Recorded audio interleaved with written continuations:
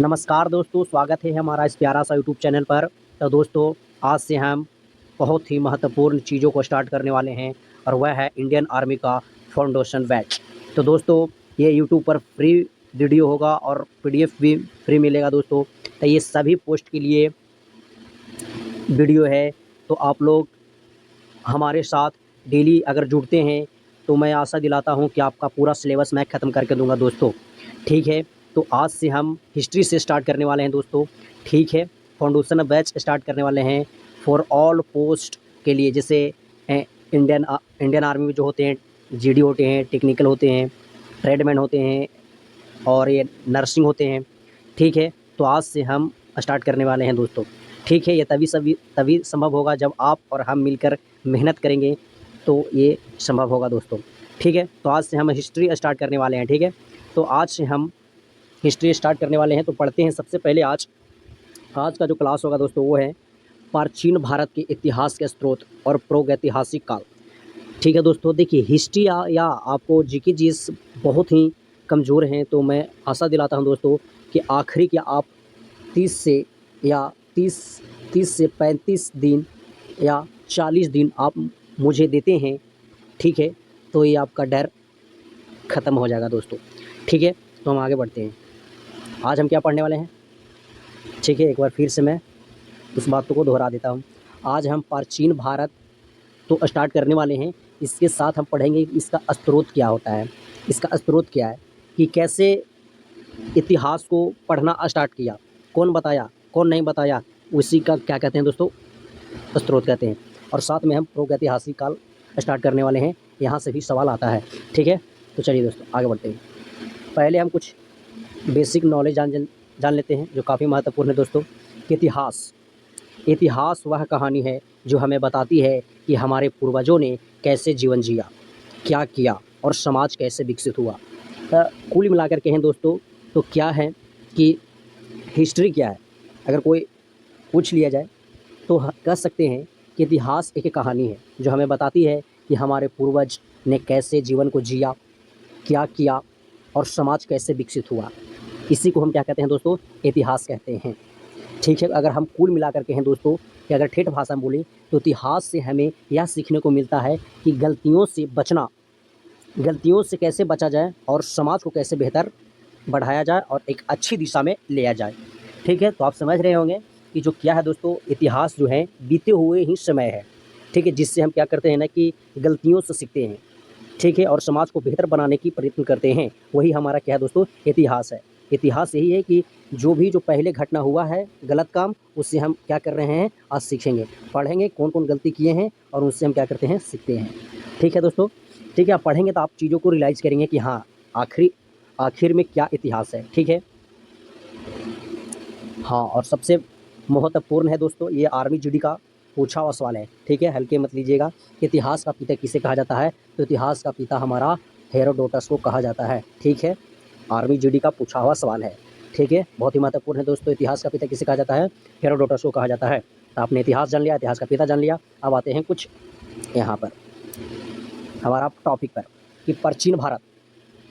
ठीक है दोस्तों, पहले प्राचीन भारत पढ़ते हैं तो अगर आपको भी मन में ख्याल आता होगा ना कि ये भारत को कैसे, मतलब चीज़ों को इकट्ठा किया, कलेक्शन कैसे किया, जिससे कि आज हम पढ़ते हैं, लिखते हैं।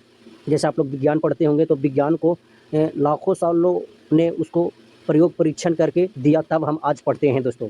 तो उसी प्रकार से है ना कि इतिहास को किसने दिया, तो ये एक तरफ से कह सकते हैं दिया नहीं है, लेकिन इसका स्रोतों से पता चलता है कि इतिहास क्या है दोस्तों।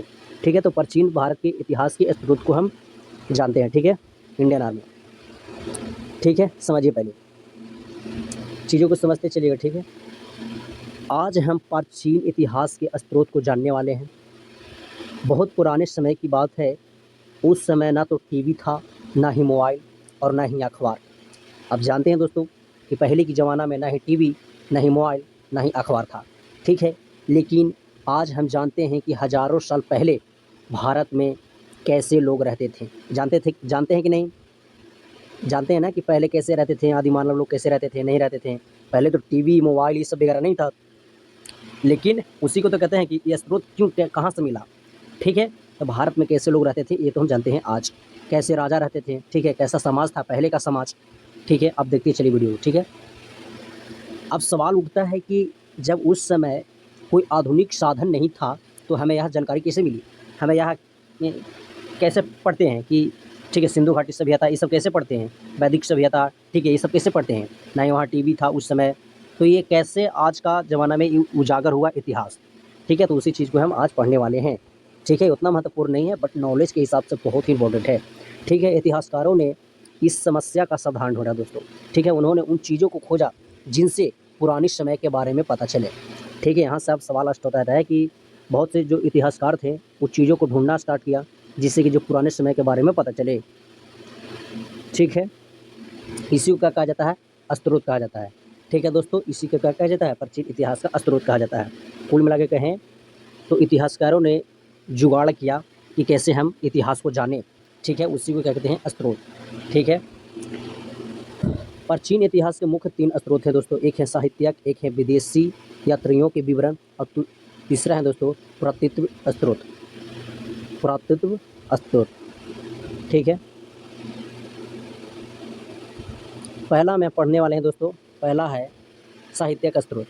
साहित्यिक स्रोत का मतलब है वे पुरानी किताब या ग्रंथ, ठीक है दोस्तों, समझिए पहले, जिनसे हमें प्राचीन भारत के समाज, धर्म, सांस्कृतिक और राजाओं के बारे में जानकारी मिलती है। साहित्यिक स्रोत के हैं दोस्तों कि वे पुरानी किताबें हैं और ग्रंथ हैं जिससे हमें प्राचीन भारत के समाज, धर्म, सांस्कृतिक और राजाओं के बारे में जानकारी मिलती है। यही क्या है दोस्तों? साहित्यिक स्रोत, ठीक है। पहले के समय में लोग अपने विचार और घटनाएं ग्रंथों में क्या करते थे? लिखते थे।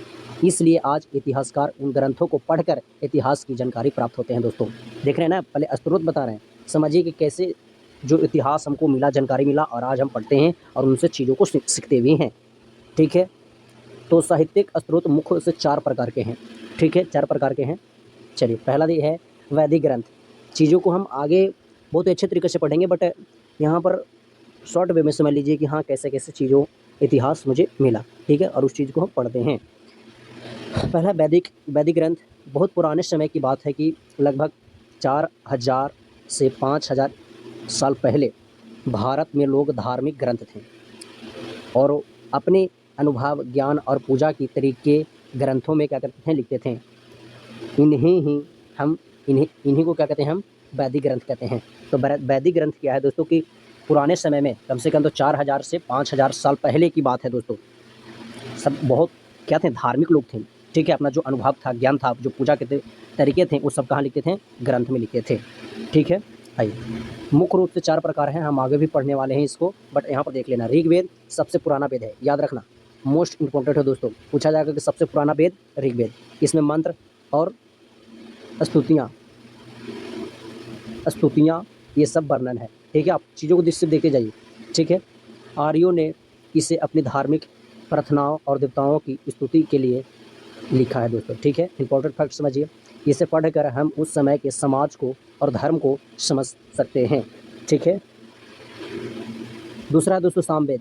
सामवेद इसमें गायन, संगीत से जुड़े मंत्र हैं दोस्तों, ठीक है। लोग इसे यज्ञ पूजा में गाते हैं।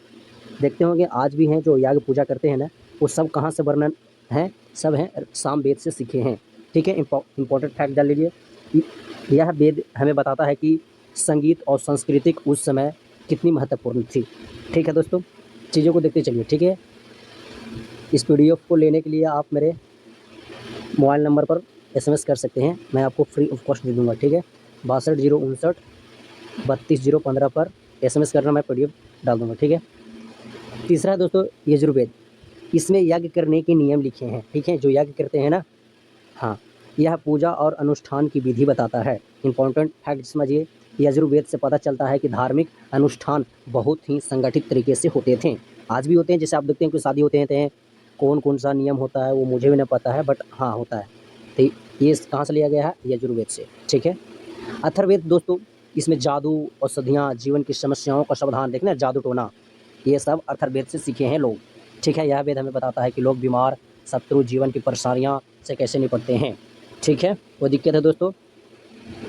देखिए ये सब नॉलेज के लिए बहुत ज़रूरी है, ठीक है। मैं चाहता तो वैदिक सभ्यता और सिंधु घाटी सभ्यता स्टार्ट करता बट कहा जाता है दोस्तों एक वीडियो देखने में, ठीक है। वैदिक ग्रंथ हमें प्राचीन भारत की धर्म क्या करते हैं, धर्म, समाज, जीवन, संस्कृति के बारे में बताते हैं। देखा ना आपने कि वैदिक जो हम 4 प्रकार पर गए हैं, तो वैदिक ग्रंथ हमें क्या मिलाता है कुल मिलाकर कि धर्म कैसा था, समाज, जीवन, संस्कृति के बारे में बताता है। अगर कुल मिलाकर हम बोलें तो देखिए दोस्तों, ऋग्वेद में क्या होते हैं, तंत्र मंत्र की हैं, ऐसा समझ सकते हैं। तंत्र वहाँ मंत्र हैं, स्तुतियाँ इसमें वर्णन है। सामवेद में गायन और संगीत बहुत ही इंपॉर्टेंट है कि बोल दिया कौन सा वेद में, कौन सा ग्रंथ में संगीत और गायन का व्याख्या है, तो सामवेद। यजुर्वेद में पूजा अनुष्ठान का, अथर्ववेद में जादू और औषधियाँ, ठीक है दोस्तों। अब दूसरा जानते हैं महाकाव्य। अभी तो हम पढ़ रहे हैं साहित्यक, ठीक है, धैर्य मत खोइए दोस्तों, ठीक है। बहुत पुराने समय की बात है, उस समय लोग सिर्फ पूजा और मंत्रों में ही नहीं बल्कि लंबी कहानियाँ और सीख देने वाली कथाएँ भी लिखते थे, जिन्हें हम महाकाव्य कहते हैं। महाकाव्य क्या है, तो जब पुराने समय में जो लोग थे वो क्या करते थे ना कि जैसे पूजा है या मंत्र हैं, उन कहानियों का करते थे ना कि कथाओं में लिखते थे, इसे महाकाव्य कहते हैं। और भारत में जानते हैं कि 2 महान महाकाव्य हैं, एक है रामायण, एक है महाभारत। रामायण और महाभारत से में हमें बहुत कुछ चीज़ों को मिलता है, ठीक है, जैसे लंबी कहानियाँ जिसमें राजा, युद्ध, धर्म, ठीक है, युद्ध जैसे मिलता है ना रामायण में, ठीक है, और समाज की बातें बताई गई हैं, ठीक है। रामायण में समझते हैं कि रामायण से हमें क्या चीज़ों को सीख मिलती है। रामायण का लेख वाल्मीकि थे, ठीक है दोस्तों, ये भी याद रखना, मोस्ट इंपॉर्टेंट है, ठीक है। रामायण का लेखक कौन है, वाल्मीकि हैं, ठीक है। बहुत से लड़के हैं वो रामायण को भूल वेद व्यास मार देते हैं, ठीक है, महाभारत को वाल्मीकि मार देते हैं। तो याद रखना रावा से याद रखना कि नारायण के कहना है, नारायण का लेखक है रामायण, सॉरी दोस्तों, रामायण का लेखक कौन है दोस्तों, वाल्मीकि हैं, ठीक है। चलिए, यह कहानी राम, सीता, रावण की कहानी का वर्णन है, सब जानते हैं, ठीक है। इसमें दिखाया गया है कि सत्य का पालन करना, धर्म और अन्याय का पालन करना कितना महत्वपूर्ण है। आप लोग रामायण देखा होंगे ना, अगर ठीक है, तो राम रावण की कहानियाँ दोस्तों, यह हमें सिखाती है कि हमेशा सही काम करना चाहिए, ठीक है दोस्तों। आगे महाभारत से हमें क्या सीख मिलती है दोस्तों, ठीक है। तब महाभारत का लेख व्यास थे, ठीक है। यहाँ से बहुत यहीं पर गलती करते हैं, ठीक है। महाभारत को मार देते हैं वाल्मीकि और अलग अलग मार देते हैं, तो याद रखना कि वेद व्यास जी हैं। तब माँ से महा लिख दो, यहाँ महा उठा लो, दो ठो, और यहाँ से वेद व्यास, महावे याद रखना, महा से महाभारत के वेद व्यास, ठीक है। आगे यह कहानी कुरुक्षेत्र युद्ध और पांडवों और कौरवों के जीवन की यात्रा की है दोस्तों, ठीक है। इसमें हमें धर्म, राजनीतिक, युद्ध, ठीक है, युद्ध है इसमें आपको ज़्यादा मिलेगा, राजनीतिक भी ज़्यादा मिलेगा दोस्तों, ठीक है। यहीं से हमें धर्म के बारे में, राजनीति के बारे में, युद्ध के बारे में चीज़ों को सीख मिलती है, ठीक है, और जीवन के सही गलत निर्णय के बारे में सिखाता है, ठीक है दोस्तों। तो बहुत ही इंपॉर्टेंट है, ये था 2 महाकाव्य भारत का, ठीक है। भगवत गीता भी इसी महाकाव्य का हिस्सा है दोस्तों, ठीक है। पांडव कौरवों की कहानी है काश महाभारत में, यह हमें सिखाती है कि सत्य और धर्म की राह पर चलना चाहिए, चाहे कितना भी मुश्किल क्यों ना हो जाए, लेकिन अपना धर्म और सत्य की राह पर चलना चाहिए दोस्तों, ठीक है। अब तीसरा है दोस्तों बौद्ध धर्म, आगे पढ़ने वाले हैं बहुत अच्छे तरीक़ा से। बौद्ध धर्म के मुख्य ग्रंथ त्रिपिटक है, त्रिपिटक, ठीक है दोस्तों। इसमें बुद्ध के उपदेश और नियम का उल्लेख है, हम पढ़ेंगे आगे, ठीक है। इससे हमें पता चलता है कि उस समय के लोग जो धर्म है और सही जीवन कैसे अपनाते थे, ठीक है। हम देखते हैं रामायण देखते हैं, ठीक है, ये सब देखते हैं ना, तो ये सब चीज़ों को हमको सीख मिलती है। बौद्ध धर्म है, जैन धर्म है, ठीक है, ये जैन धर्म के बारे में बताते हैं। मुख्य रूप से आगमन है, ठीक है, आगमन, इसमें जैन धर्म के नियम और समाज की बातें हैं, किसमें, आगमन में। यह सिखाता है कि सत्य बोलना और अहिंसा, आत्म की शुद्धि जरूरी है, ठीक है। हम आगे पढ़ने वाले हैं जस्ट सिंधु घाटी सभ्यता और वैदिक सभ्यता से आगे। जैन धर्म की किताबें याद रखना, आगमन है, बहुत ही इंपॉर्टेंट है, ठीक है। त्रिपिटक याद रखना, बुद्ध के उपदेश हैं, आगमन में जैन धर्म के नियम है, ठीक है दोस्तों। तो साहित्यक पढ़ लिया, अब यहाँ से हम दूसरा स्टार्ट करने वाले। 3 प्रकार था ना, तो 3 प्रकार में एक प्रकार मैंने पूरा अच्छे तरीके से पढ़ लिया उसको, ठीक है, सरल शब्दों में हमने पढ़ा, ठीक है। विदेशी यात्रियों के विवरण के बारे में हम पढ़ने वाले हैं, ठीक है। तो पुराने समय में कई विदेशी लोग भारत घूमने आए, ठीक है दोस्तों। उन्होंने यहाँ के समाज, धर्म और शासन के बारे में लिखा, वे विवरण हमें इतिहास समझने में काफ़ी मदद करता है, ठीक है दोस्तों। सब मैं आपको स्तुत बता रहा हूँ प्राचीन इतिहास का, ठीक है। आगे बढ़ते हैं, ठीक है। मुख्य यात्री आए हैं, उसमें से मेगास्थनीज यहाँ से काफ़ी सवाल बनते हैं। ये इसका पुत्र है इंडिका, याद रखना, मेगास्थनी युवान का राजदूत भी कहा जाते हैं, ठीक है, बहुत इंपॉर्टेंट है, ठीक है। जो मैं आप इंपॉर्टेंट बोलता हूँ उसको आपको नोट डाउन करना होगा, ठीक है। यह चंद्रगुप्त मौर्य के दरबार में आया था। ये भी महत्वपूर्ण है। यह भारत के बारे में एक किताब लिखी जिसे इंडिका कहा जाते हैं। ठीक है, इस किताब में क्या लिखा है उन्होंने? ठीक है, तो यह भारत का राजनीतिक व्यवस्था, समाज का जीवन और आदतें, लोगों के धर्म और राजनीतिक रिवाज। ठीक है, इतना इंपॉर्टेंट नहीं है, बट हाँ, इंडिका याद रखना। और एक था दोस्तों, चाइना के नाम क्या है दोस्तों? आप लोग पढ़ने का प्रयास करिएगा, फाहियान। ये चीन का बौद्ध साधु था। ठीक है, आया था गुप्त काल में। ठीक है, उसने भारत में बौद्ध धर्म, शिक्षा और धर्मशालाओं को देखा और लिखा। ठीक है दोस्तों, धर्मशालाओं को देखा और उन्होंने क्या किया? सीखा। ठीक है, याद रखना, फाहियान। ठीक है, चीन का बौद्ध साधु था। तीसरा था दोस्तों, चीन का ही यात्री था। इसका नाम क्या था दोस्तों? हेन तनसांग। हेन तनसांग था, चीन का यात्री था दोस्तों। किसके शासन में आया था? तो ये हर्षा के समय में आया था। ठीक है, हर्षा के समय में। तो ये था दोस्तों, जो विदेशी यात्री आए थे उनसे भी हमें काफ़ी कुछ ज्ञान मिलता है। प्राचीन इतिहास के बहुत सारा स्रोत मिलते हैं। तो उसने भारत के जीवन, धर्म, समाज और संस्कृति का विवरण लिखा, जिसे हम उनकी किताबों को पढ़ते हैं और उनको सीखते हैं। अब हैं दोस्तों, थर्ड हम पढ़ने वाले हैं। तीसरा प्रकार है दोस्तों, पुरातत्व स्रोत। पुराने समय की चीज़ों जो ज़मीन में मिली हो या बची हो, उन्हें हम पुरातत्व स्रोत कहते हैं। पुरातात्विक स्रोत कहते हैं। ठीक है दोस्तों, जिन्हें हम क्या करते हैं कि ज़मीन में धंसे होते हैं। ठीक है, जो बची होती है जो ज़मीन में, और उसको हम क्या करते हैं, मिलते हैं, तो हमें चीज़ मिलती है कि कैसे वहाँ पर चित्र था कि कैसा नहीं था। ठीक है, इनसे हमें उस समय के लोगों के जीवन, समाज और शासन के बारे में जानकारी मिलती है।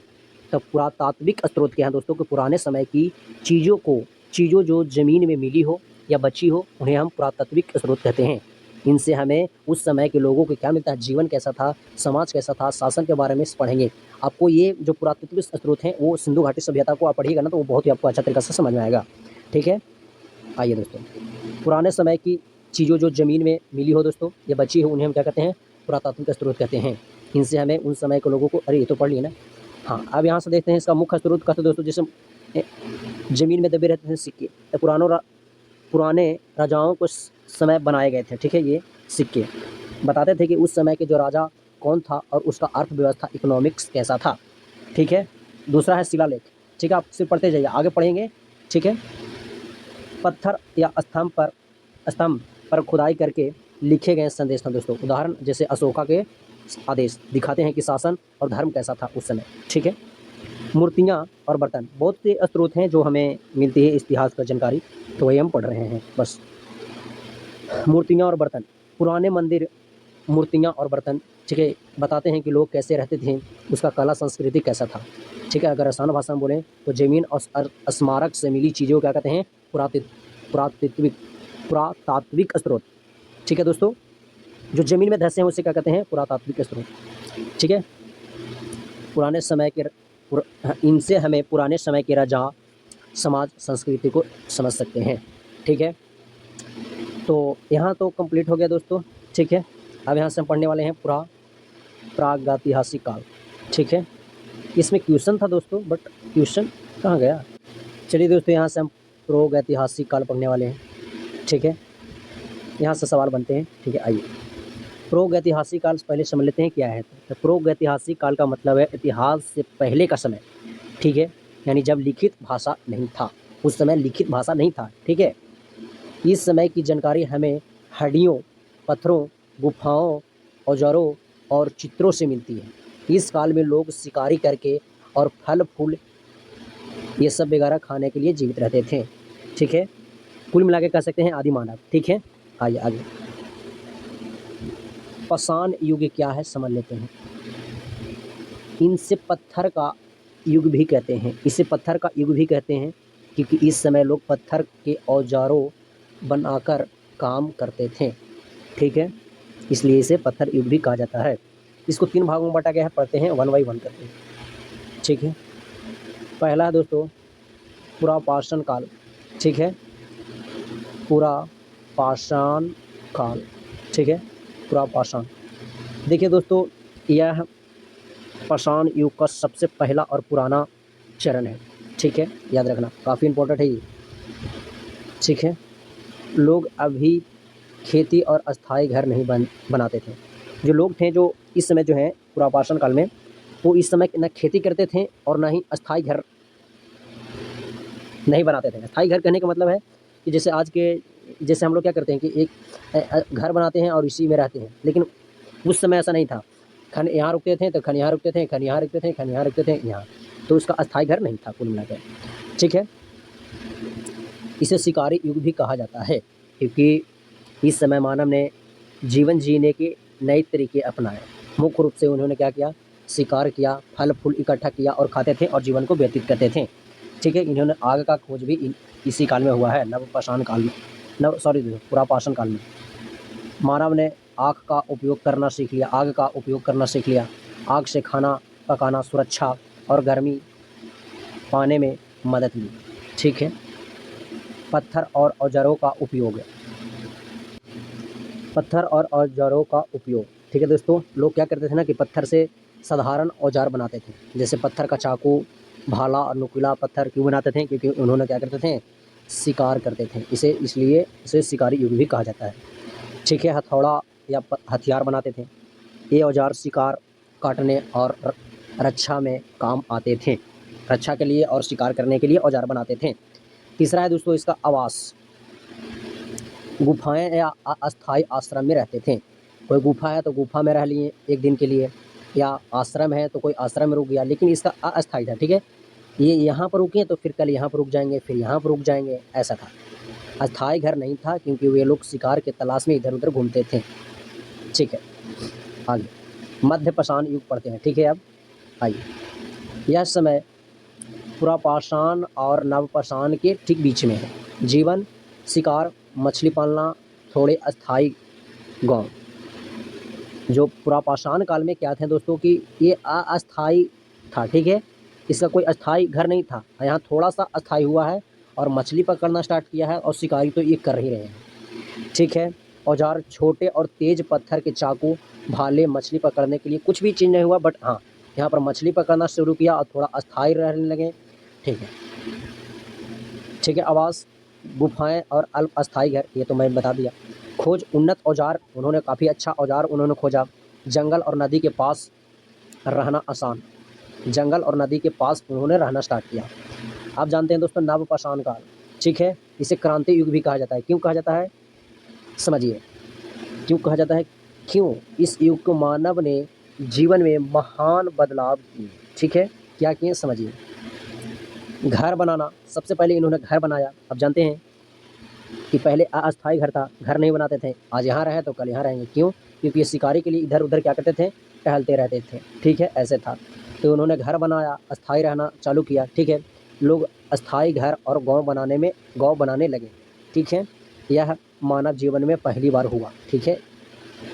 उन्होंने क्या किया कि एग्रीकल्चर, खेती स्टार्ट किया। लोग अनाज उगाने और ज़मीन जोतने लगे। शिकार और फल संग्रह पर पूरी तरह निर्भर रह गए हैं दोस्तों, ठीक है। उन्होंने फल और शिकार पर निर्भर रहा, सॉरी दोस्तों, शिकार और फल संग्रह पर पूरी तरह निर्भर नहीं रहा। उन्होंने खेती किया तो खेती करके उपजाया, तो शिकारी और इसम फल वगैरह पर कम निर्भर रहे। पशुपालन दोस्तों, तो पालतू जानवर पालना शुरू किया। सबसे पहले उन्होंने डॉग को पाला था, याद रखना, ठीक है। प्रमुख स्थल के प्रमाण, जैसे आजमगढ़ मध्य प्रदेश में, बागोर, ठीक है, राजस्थान में ये सब मिलता है इसका साक्ष्य। औजार, अगर टूल्स की बात करें तो बड़े पत्थर के औजार, हल और बर्तन बनाना उन्होंने स्टार्ट किया। इस चलते इसे क्रांति युग भी कहा जाता है। महत्व, यह युग प्रागैतिहासिक काल का सबसे प्राचीनतम कृषि और अस्थायी जीवन वाला चरण था, ठीक है। प्रागैतिहासिक भारत, मुख्य इसका फैक्ट जान लेते हैं, ठीक है।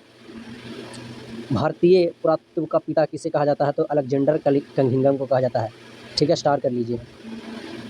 कृषि का सबसे प्राचीनतम साक्ष्य कहाँ मिलता है, तो ये मेहरगढ़ जो अभी पाकिस्तान में है, लगभग 6000 ईसा पूर्व में, ठीक है। गेहूं और जौ की खेती और पशुपालन के स्टार्टिंग प्रमाण मिलते हैं, ठीक है। मोस्ट इंपॉर्टेंट है, याद रखना, ठीक है।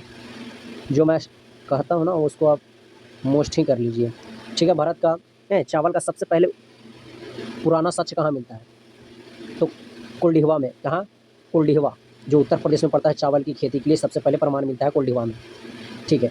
चलिए, आग का आविष्कार किसने, पुरापाषाण युग में। ऐसे याद कर सकते हो, ट्रिक है, ट्रिक से याद कर लेना कि जो जो आग है वो आग जलते हैं तो क्या करते हैं, पूरा जला देते हैं ना, तो याद रखना पूरा पाषाण काल, ठीक है, पूरा पाषाण काल। आग है तो पूरा जलाता है, तो पू से पूरा पाषाण काल, ठीक है। पहिए का आविष्कार, ठीक है, पहिए का आविष्कार किसमें होता है, नवपाषाण में, नवपाषाण युग में, ठीक है। परिवहन और मिट्टी के बर्तन, पहिए का मतलब ये है ना कि ये गाड़ी स्टार्ट इन्होंने इस पर लोड करके एक परिवहन स्टार्ट किया, ठीक है, नवपाषाण, ठीक है, पहिए, पहिए, ठीक है, याद रखना। कोई ट्रिक है इसका, से पन याद रख लेना कि पहिए का नवपाषाण में होता है, ठीक है। पन न मतलब नवपाषाण और प मतलब पहिए, ठीक है, अपना बना लेना यार। मानव और गड्ढे में निवास, इन्होंने गड्ढे में निवास करना, जैसे बुर्ज होम जो कश्मीर में पड़ता है, पिट हाउस याद रखना, मोस्ट इंपॉर्टेंट है ये, ठीक है। भीमबेटका, ये भी मोस्ट इंपॉर्टेंट है, याद रखना, ठीक है। भीमबेटका शिकार, नृत्य और घरेलू जीवन के लिए प्रागैतिहासिक भित्ति चित्र है, ठीक है। हाँ, और याद रखना कि सबसे पहले मनुष्य ने कौन सा पालतू जानवर पाला, तो हमारा क्या है, कुत्ता, याद रखना। सबसे पहले मनुष्य ने कौन सी धातु की खोज किया, तो तांबा, याद रखना। सबसे पहले मनुष्य ने जौ और गेहूं की खेती किया। चलिए यहाँ से हम क्या करने वाले हैं दोस्तों, PYQ करने वाले हैं, जो बहुत ही डिमांड रहता है, ठीक है। मैं साथ साथ मैं क्या करा रहा हूँ कि कॉन्सेप्ट में करा रहा हूँ, फिर रिवीजन करा रहा हूँ, फिर मैं आपको वीकली टेस्ट भी लाऊंगा, ठीक है, ऐसा नहीं है, ठीक है। मैं वीकली टेस्ट लाऊंगा, जैसे वीकली टेस्ट ऐसे लाऊंगा कि जैसे मान लिया जाए कि अभी मैं सेट नहीं करवाने वाला भाई, मैं अभी सेट नहीं करवाऊँगा, झूठ मैं बोलता नहीं, क्योंकि मैं पूरा सिलेबस ख़त्म कर देता हूँ, फिर मैं चीज़ों को सेट करूँगा, क्योंकि कोई मत यहाँ पर नहीं रह जाता है कि अगर सिलेबस ख़त्म करोगे ही नहीं और तुम सेट मारने चल जाओगे तो ये असंभव है दोस्तों। खाली सिर्फ सेट से काम नहीं चलता है, ठीक है। कॉन्सेप्ट पढ़ो, ठीक है, आप मेरे साथ जुड़ते रहिए मेरे भाई, ठीक है, बहुत ही आपका फ़ायदे होगा, ठीक है। लास्ट में बोलेंगे कॉन्सेप्ट प्लस में PYQ हो जाएगा। फिर मैं जो मैं पढ़ाया हूँ ना, जो सप्ताह में, जैसे मैं अगर ये पढ़ा रहा हूँ तो मान लिया जाए कि मैं 1 2 3 4 5 5 को चीज़ पढ़ा दिया, तो पाँचों चीज़ों का मैं क्या कराऊँगा, उसमें टेस्ट लूँगा आपका, ठीक है। चलिए अब समझ रहे होंगे ना मेरी भावनाओं को, ठीक है। मानव द्वारा सबसे पहले किस धातु का उपयोग किया गया दोस्तों, बताइए, तो तांबा का, ठीक है। आप लोग देखिए ना ऊपर, ठीक है। हाँ, ये पूछा हुआ है आर्मी GD, देख सकते हैं, टेक्निकल में पूछा हुआ है 19 में और 21 में, ठीक है। पहिए का आविष्कार, हम कहे ना कि प है तो इसको ना याद रखिए, ना कहाँ है, नवपाषाण में। चलिए ट्रेडमैन में पूछा हुआ है सवाल, क्वेश्चन करिए। फिर देखिए ना, आग है तो हम बोले कि आग जो है वो क्या डलते हैं, पूरा जलते हैं ना, तब पूरा पाषाण, देखिए पूरा पाषाण का, आर्मी GD 19 में पूछा हुआ सवाल। मानव द्वारा पाला गया पहला जानवर क्या था दोस्तों, DOG, डॉग, डॉन याद रख लेना, ठीक है। देखिए केवल पूछा है, नर्सिंग में 18 में 21 में, ठीक है। भीमबेटका की गुफाएं किस राज्य में है, तो MP में है ना, मध्य प्रदेश में है ना। चलिए ठीक है, पूछा हुआ सवाल देख लेना आप, ठीक है, आप देख लेना मेरे भाई। भीमबेटका की गुफाएं किसके लिए प्रसिद्ध हैं, बता रहा। 6 नंबर क्वेश्चन क्या जो है, शैल चित्र के लिए है, शैल चित्र के लिए, याद रखना। जो मैं करा रहा हूँ तो क्वेश्चन आपको याद करना ही होगा मेरे भाई। भारतीय इतिहास का जनक किसे कहा जाता है, तो हेरोडोटस को कहा जाता है। देखिए बोले थे ना, स्टार्टिंग में बोला था कि पूछा हुआ सवाल है, देखिए 2020 का सवाल है। कृषि की शुरुआत किस काल में हुई थी, बताना है। कृषि का जो कृषि है दोस्तों स्टार्ट होगा तो किस में, नवपाषाण में ना। हाँ, टेक्निकल का सवाल है। मानव ने सबसे पहले किस अनाज का उपयोग किया, तो जौ, ठीक है दोस्तों, जौ, जौ समझते हैं ना। मृतकों का टीला का किसका शब्दार्थिक अर्थ है, बताना है। ये तो सिंधु घाटी सभ्यता का क्वेश्चन यहाँ आ गया मेरे भाई, मोहनजोदड़ो, भी याद रखना, ठीक है। गर्तवास, गर्तवास कहने का मतलब जमीन के अंदर घर के साक्ष्य कहाँ मिले हैं। अगर आप सही से वीडियो देखे हैं तो क्वेश्चन तो आपको बता दिए होंगे दोस्तों, ठीक है। ऊपर अगर आप सही से क्लासेस लेक्चर के ध्यान से देखे होगो तो ये क्वेश्चन बताइए होगो, ठीक है। बुर्ज होम में, कश्मीर में। पूरा पाषाण काल में आदिमानव के मनोरंजन का साधन क्या था। 12 नंबर क्वेश्चन क्या हो जाएगा, 12 नंबर क्वेश्चन हो जाएगा शिकार, क्या करते थे, शिकार। 17 का सवाल, तांबा और टीन को मिलाकर कौन सी मिलती है। 13 नंबर क्वेश्चन बताएं कोई, हाँ, तांबा और टीना कांसा मिलता है, ठीक है। कांसा को सबसे पहली बार खोज किया था।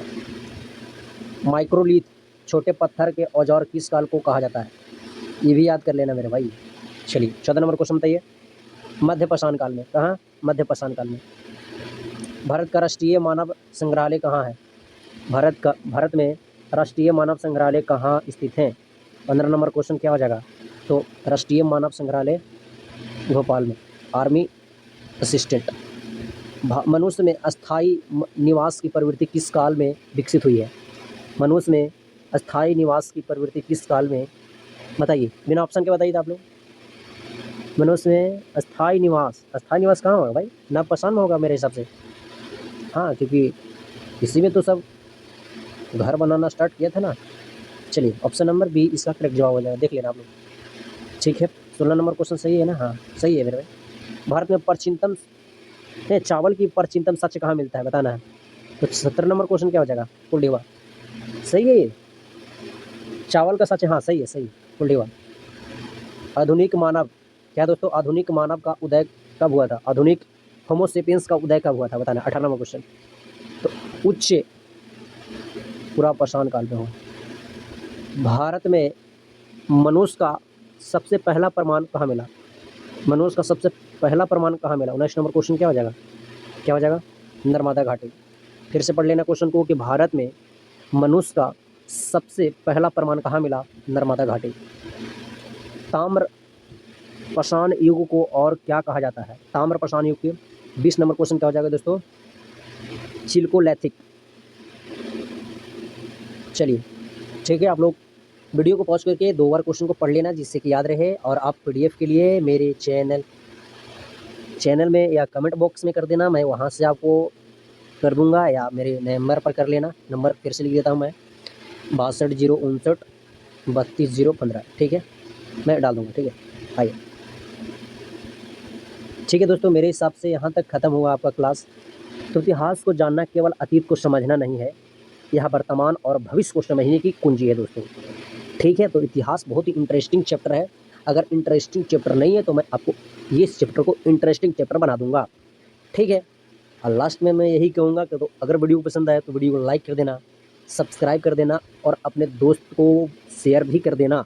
ठीक है, मैं डेली क्लासेस लाऊंगा। ठीक है, एक दिन में 2 क्लास मेरी रहेगी। ठीक है, आज से मेरी 1 क्लास है, बट आगे के मैं लाऊंगा। ठीक है, तो यहाँ तक लास्ट था दोस्तों।